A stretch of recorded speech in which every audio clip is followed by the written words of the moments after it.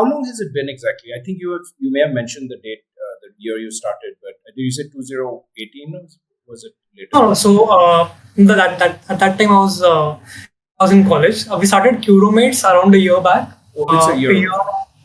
Year and 2 months maybe. That's how we started. That's when we started building onto this thing. So yeah, at that time in 2019, I was a college graduate. At that time, I was working on an agri tech thing. Right. That startup didn't get incorporated as such, but we were working on that stuff. But for Curomates, it's been like a year and 2-3 months maybe.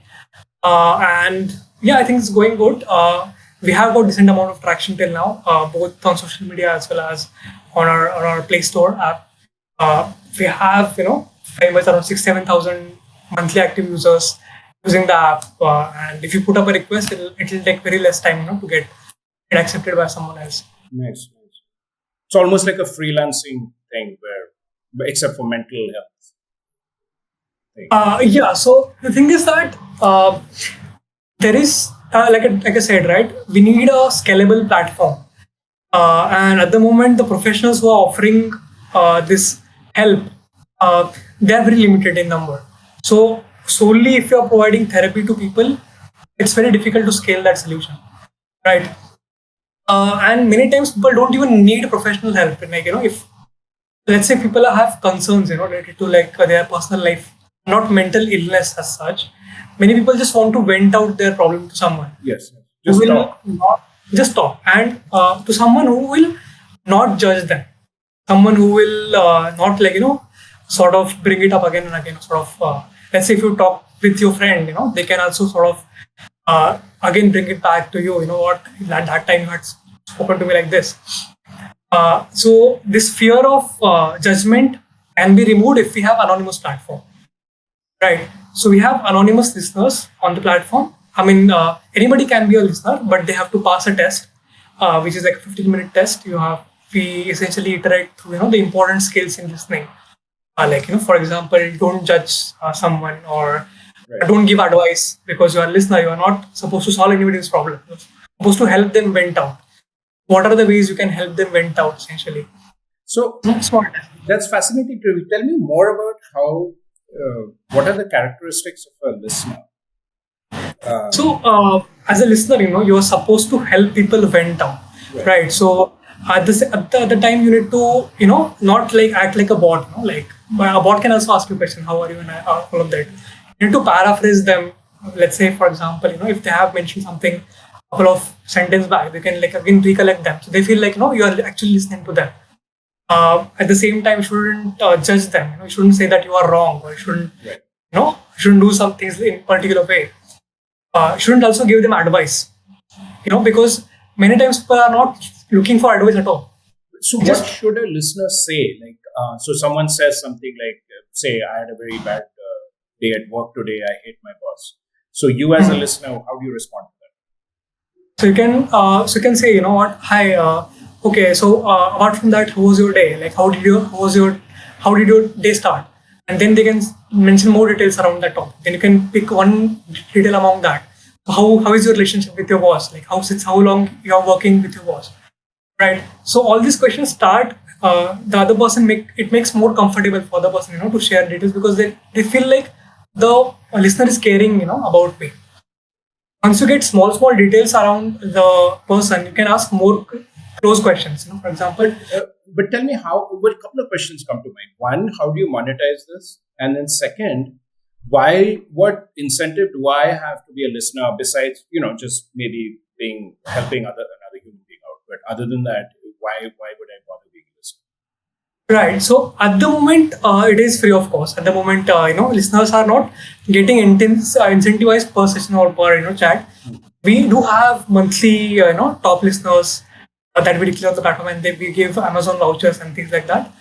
Eventually, we will be incorporating a way for listeners to make money. We want to create an in-app economy, essentially. Right. So to help the people who are providing these services on the platform make some money. At the same time, it won't be as high as psychologist or psychiatrist. And so by that way, both parties win, essentially. The listeners also win because they get incentives. At the same time, people who actually want to share their issues, they can also Right. They are getting a service. right. So, but how is the app itself monetized for you? Like, how does the company make a profit? So at the moment, we wanted to sort of ensure that we, like I said, right, we wanted to first validate our hypothesis. Okay. So we didn't sort of started charging before this, and we want to keep most of the app free only. So it's going to be like a freemium model only. We'll be charging by multiple revenue streams. For example, a cut from the professional sessions happening on the platform, or let's say if someone wants to, there are multiple listeners that you talk with. So many people feel like, this particular listener really helps me a lot. I want to reconnect with the person again.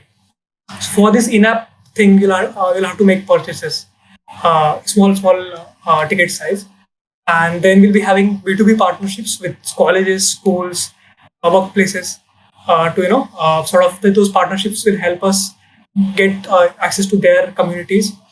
We'll be charging audio calls and video calls happening on the platform. So at the moment, chat is available. We are incorporating the video audio call functionality in the couple of weeks. That will be paid, obviously. And there'll be ad hoc purchases in the application, if you want to do some purchases. Right. Possibly ads, that are specific to mental health stuff, supplements that calm the mind and that sort of thing. Yeah, I mean, advertisement is a revenue stream that we actually tested like last month. It's there in some form, but it won't be like a major chunk of our revenue streams, because I mean, like the people that come to our platform essentially aren't much they are not in the state of mind that they want to see Google advertisement here and there. So we made sure that we are not spamming them with a tiny cross in the corner. Right. That you have to I personally am not a big fan of ads myself, and my startup has no ads. But a lot of people do ads, so I just brought that up. I think advertisement work out for people who have let's say millions of users using it actively every day. For example, games. For example, if you see games, the retention is very high in games. If you're playing let's say Call of Duty, or I'm just giving an example. The people if the person installs the app one time, they're gonna use the app at least like 100 or 200 times if they like your game. So your active users are very high. That way your ad impressions go into multi-millions every day. So even if it is 0.001 you are making per ad, per impression, you still be able to make a decent amount of money. Right. For a platform like us, I think ad can make us little money, but it won't be a major chunk of our revenue. Yeah. That's good information. Yeah, because a lot of people may not compute that. They won't realize that, wait a minute, I need to get that many viewers to make money out of the ads, because it's all very well for me to have ads, but if I don't have users and nobody's looking at the ads, then I'm not making any money. Exactly. So you were saying your startup is about a year old or so. Any unexpected things happened during that time? Do you have any interesting stories to tell us? Something completely. So many things happen. Like in every entrepreneurial journey, like it's pretty fascinating to even hear about other people's stories as well. We also have our own stories. So back in the day, when we started actually our platform, we had to ensure that people don't feel like scared to log into a platform. They should feel more and more open towards creating an account. So we had put an email password based authentication. So anybody who has an email can add a password and log into the platform. The problem that occurred is that there are some people who are really started misusing the platform. They were sort of using this for like a dating purpose or sexting purpose and things like that. And we have algorithms in our backend that flags off for these words and give us alerts. People can also report these users, but they were able to create multiple accounts, because emails, we can have temp email somewhere on the internet and we can keep on creating. So that was one setback that we had. We thought it will stop in a couple of days till we release a new update and all, but it was not stopping. So we had a hard time dealing with them. At least 1 week we had to take our app down from Play Store, and then then we published our app again with phone-based authentication. over an OTP based authentication. Still, we realized after a few months, people were able to find some fake numbers and they were able to still. Then we limited a one account per device. So now, if your account gets banned, can't create new account on the device at all. So we have a moderation team in our place. So when we get some alerts that people are talking, like some things that we don't allow on a platform, we have community guidelines. If people are talking against that community guidelines, we get alerts. And if we find that this person is not in compliance, we can ban the user's account. So you get logged out of your profile. You can't create any new account on your device side. So that was a very crazy time that we had went through. Yeah, of course. That's a big worry for me. I'll be releasing my own app in a month or so, and it's basically users interacting with users. So that's a very big concern. Now, I do have the phone-based email authentication and all that, but there'll always be these few bad users who will abuse the app. And Right. you just have to deal with that. So I am putting all of those in place right from the beginning. There are Android IDs and Apple IDs that you can fetch from the device. So the thing is that with some IDs, like some identification marks, they get erased, when you uninstall the app. I see. Right. But they won't happen with certain IDs that you need to find out if it's the framework that you are using. So we found out, there's one way we can do it. We can find the Android ID of the device and make sure that we check that ID before the person signs up. Yes, and if it belongs to a banned ID list, then he just isn't allowed to sign up. Exactly, they can't sign up again. Wow. Yeah. I mean, yeah. And then what about? Can you speak to me about this word filtering? So, for example, in somewhere like your search edit box, you put in an inappropriate word. So what algorithm, or is there third-party software or something, or plugin that you use to manage that or handle that? So we have a bot called as Mr. Beaks on the platform. Mr. Beaks is Beaks. How do you spell it? BEAKS? Yeah. So he has a lot of long beak. Okay. It's like a bird which tells you bedtime stories. If you go to the app and if you tell him to tell me stories, he'll be telling you stories. Okay. Like popular stories. Like for example, this what's his name? Some of the lot of popular stories. Great. So it's a bot that we have on the platform. We have a couple of layers of filtering the messages. One is simply by matching the words. So if the words fall into the not safe for work words, then we sort of flag off the message, and then we have simple NLP algorithm in the backend that just check if this message can potentially mean something that is not that is not in alliance with community guidelines.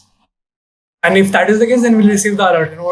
There is something this person is doing. Check the reports that somebody has reported it. So will the program? So your app will allow them to post that and then flag it. So it won't stop them right there only. Like when they tap send, at that moment they won't be sort of stopped.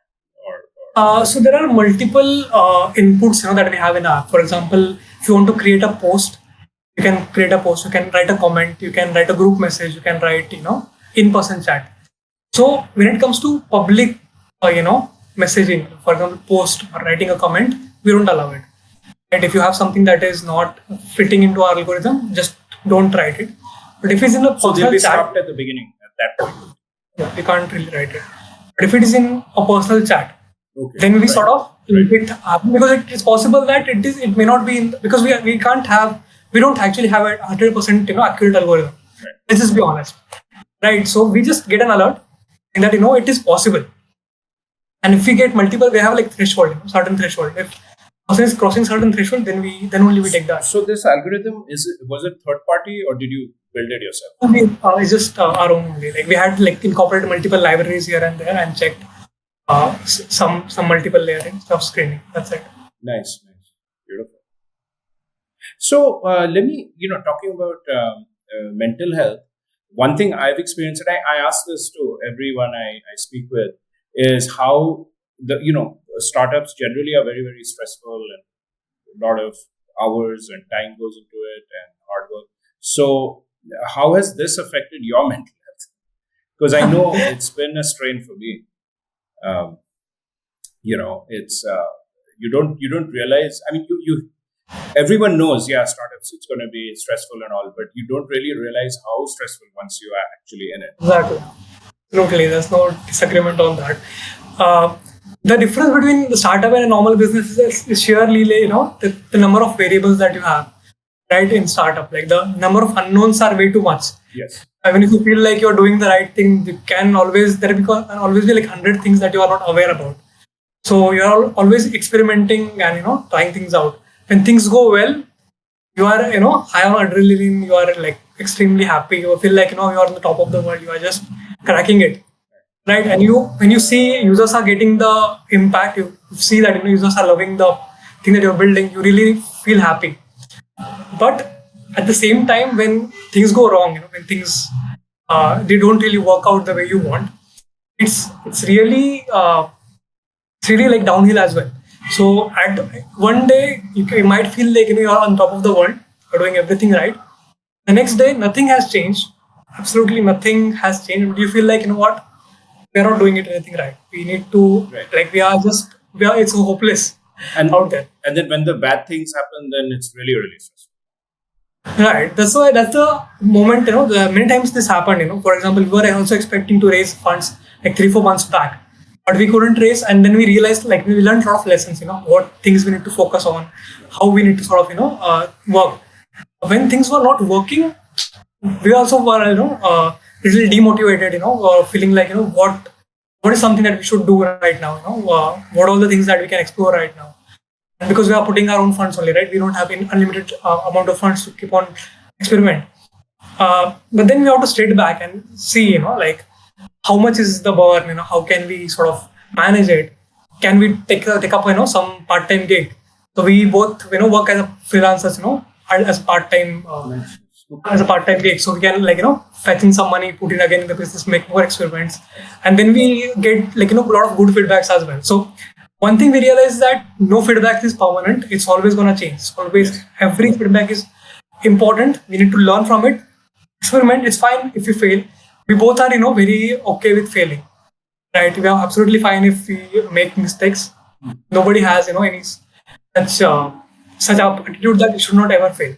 So, but tell me, being in the mental health business yourself now, how do you handle it, the stresses and strains in your personal life? Do you, things like maybe exercise, time with friends, or do you have any sort of advice for our viewers? Yeah, so I personally love traveling and trekking a lot. Okay. So I live in Mumbai, so there's a lot of trekking options nearby. Yeah. So I always sort of explore those areas. Like recently, I did rappelling in Asia's second largest valley in here in Bhandaratara. Oh, really? Sandan Valley. Right. So I always go on trekking and trips. I make sure that one day in the week I travel. So in Mumbai, let's say I live near Sion at the moment. Okay. So I go towards the north part of the Mumbai, south part of the Mumbai, explore new cafes, new eateries, new beaches, new experiences. All this keep my mind fresh, and every day I make sure that I hit the gym at least for 1 hour. Not I don't want to I don't aim for like 6-pack body. I just need to ensure that my body is fresh essentially, right? I think personally exercise is extremely important irrespective of what your age is and what your profession is. Everyone should incorporate 1 hour of exercise in their life. Like, I think that's just a must. Absolutely. Yeah, I'm a big believer in that. Exercise, healthy diet, time with family, friends, basically people who you have a good time with. Okay, I think that's actually extremely important, having someone in your vicinity actually helps you a lot, with your mental state. I mean, chatting with someone on WhatsApp is definitely different than, in-person chats. Right. Absolutely. Yes. Oh, yeah. In-person. Yeah, completely. In fact, that's the whole basis of my app, which is I'm trying to get people to use the virtual world, app world to meet in real life and do actual real activities with real people in the real world, as opposed to just being stuck in the virtual world. Right. But we'll see how that goes. One interesting thing I think, I think what's very promising for your app is the other countries. Do you have any plans to focus on, say, the US market, European market, and so on? Yeah, we do actually, because this problem is not just limited to India, right? I mean, it's it's a global problem, and the awareness in these countries is more compared to India. So, but at the same time, the acquisition cost in those countries is relatively higher. So once our funds get streamlined, we have a cash flow, and once we have enough funds, we'll be starting to target specific countries, European countries, US, and the Middle East as well, and we'll be like sort of having location-wise communities in the application essentially. So so that people can find more relatable people, and we'll have a more better algorithm in place to essentially connect with people that are more relevant to you. Yeah. Any other plans to grow? Like, I think you already did say that you were going to add more features to the app. So that's one thing, and then of course grow in other countries.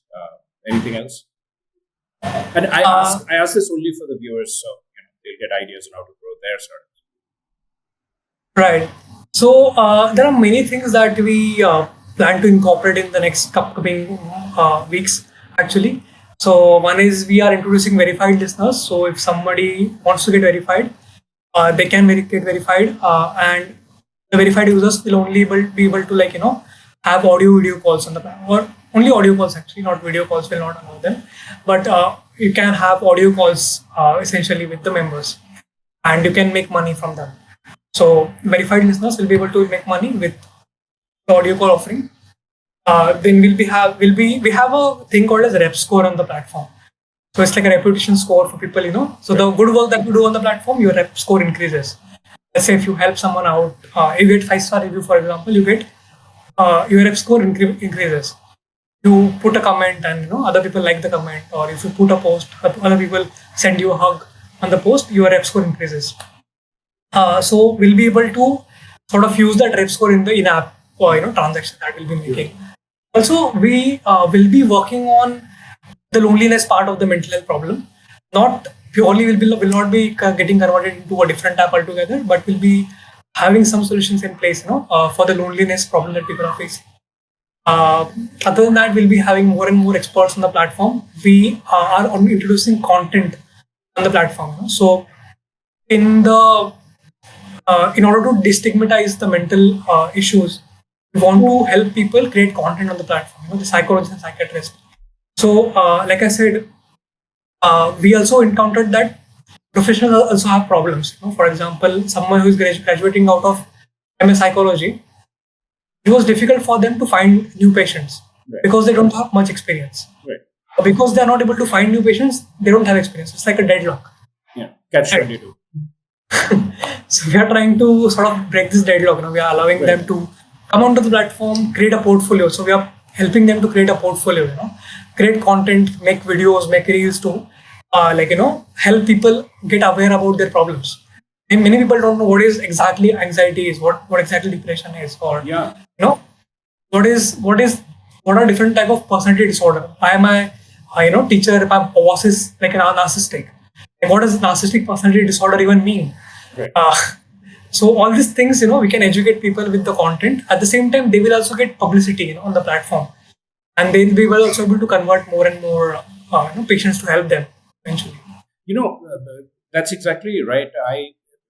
My experience in the US, actually, US has even more mental issues than say India. India has other health problems. They've got more the physical side of things, But out there, because of the lifestyle and whatnot, and this social setup where people are so lonely, they have the mental issues are even more pronounced. But what's difficult is for getting people to understand that there's something wrong with them, because they all think I'm okay. This kind of behavior is normal, or feeling like this is normal, or whatever. So to even get them out of that and realize that, hey, something is wrong, that's the challenge. Right. And the thing is that the way we onboard people, essentially is not that, hey, you have an issue, come to a platform. Because you have no. You just want to talk with someone, come to Pyramids, talk with people. Then if you feel like, my issue is not getting solved, then you can keep on moving to the upper side of, the offering that we provide. So that's I think the differentiator that we have, compared to the existing solutions. I have an idea. I don't know how good it is, but one thing that you could possibly do is offer it as like improving your performance or improving your life, or so there's nothing wrong with you. Absolutely. So you presented this with, no, there's nothing wrong with you, but hey, you can be faster, you can be smarter, you can be more efficient, you can perform better at work, and get them in the door that way. That's kind of what happened with me too. What happened is in the US, I obviously I didn't think I was anything wrong with me as such, but I was fascinated with improving myself. I was always into self-improvement and whatnot. And so I ended up getting into this world and in America, what they have is they have what I call life coaches. So, and these are, now we have to be very, very careful, because these people are generally not like, they don't have MD degrees or, and in some cases they don't have any degree at all. In some cases they have some sort of something, and the thing varies, but, and then their goal is not so much that, you have this, and they don't prescribe any sort of drugs or prescription medicines or anything like that. But they kind of, go through the process of helping you improve yourself. Right. So that's how I got in, because as you said, the stigma factor was there. I was not at all interested in going to official MD shrink, and like, hey, something's wrong with you. So if it happened for me, I'm guessing it could happen to other people. Absolutely. Get into actually it that way. Yeah, go ahead. Yeah. It actually happens, like most people think that you should only go to a professional. And I just like to clarify for the viewers, for the psychologists are not people with medicine degree. Actually, they are. Yes. They have MA degree, and the psychiatrists are the people who prescribe medications, and they have the doctorate degree. So after MBBS, they choose psychiatry as specialization. Correct. So therapy, the talk therapy, essentially, you don't really have to have a mental illness, to go towards a therapist.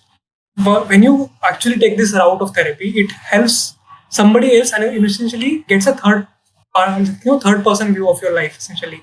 So the talking and this interaction, the therapy can help you improve and make a better version of yourself, day by day. And a lot of people opt for this approach. All the people who are in the 1% of the world, most of them actually go for therapy, not because they have a problem, because solely for the purpose of self-improvement.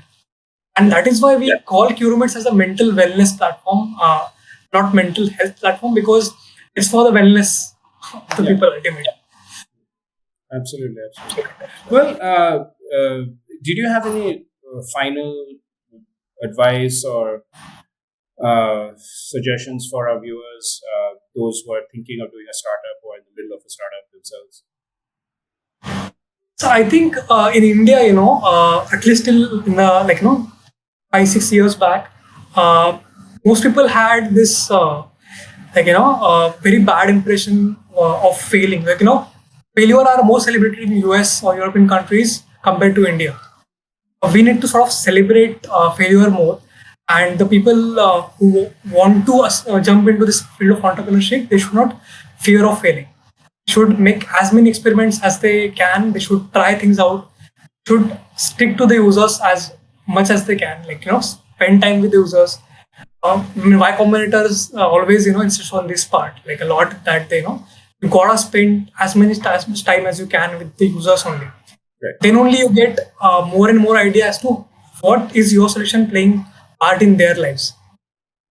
Once you get an idea, keep on making iterations. Make a product, change it, release it again. Don't get an ego that this is my idea, this is what I have thought. Now this is only how it is gonna be. No. keep on making changes, keep on making faster changes, and eventually things will work out. Wonderful, wonderful, great.